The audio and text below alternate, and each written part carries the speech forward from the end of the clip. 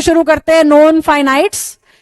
Non finite एक तरह की वर्ब होती है। देखो इंग्लिश में वर्ब को दो तरीके से बांटा गया है, मेन वर्ब और हेल्पिंग वर्ब के अलावा, फाइनाइट और नॉन फाइनाइट। अब ध्यान मेरी तरफ रख लेना, फाइनाइट हर उस वर्ब को कहते हैं जो अपने आप को सब्जेक्ट और टेंस के हिसाब से बदल ले। फाइनाइट हर उस वर्ब को कह रहे हैं जो खुद को चेंज कर सकती है सब्जेक्ट बदलने पर या टेंस बदलने पर। जैसे ही ईट्स, पर यू ईट, सब्जेक्ट बदला, वर्ब के ऊपर असर आया। देखो ध्यान से, शी ईट्स, समझते हो, singular subject singular verb, plural subject plural verb, फिर singular subject singular verb.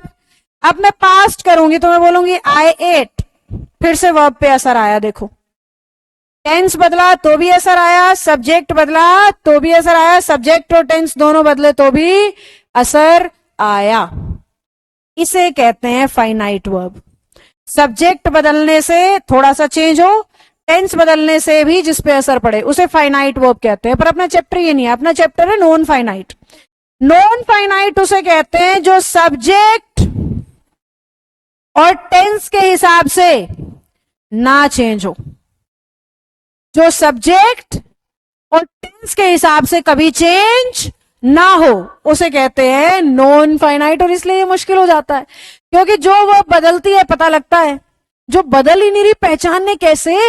Subject के साथ भी सेम चलेगी, टेंस बदलेंगे तो भी सेम चलेगी, कैसे मैम? देखो मैंने कहा she wants to go to school, बड़ा सिंपल सा सेंटेंस, पता नहीं कितनी बार आप लोगों के मुंह से सुन चुके होगे, खुद बोल चुके होगे। अब मैं सब्जेक्ट बदलूंगी बेटा, दे, क्या लिखूं? Want to go to school. अब मैं टेंस बदलूंगी बच्चों, ध्यान से देखना, ही वॉन्टेड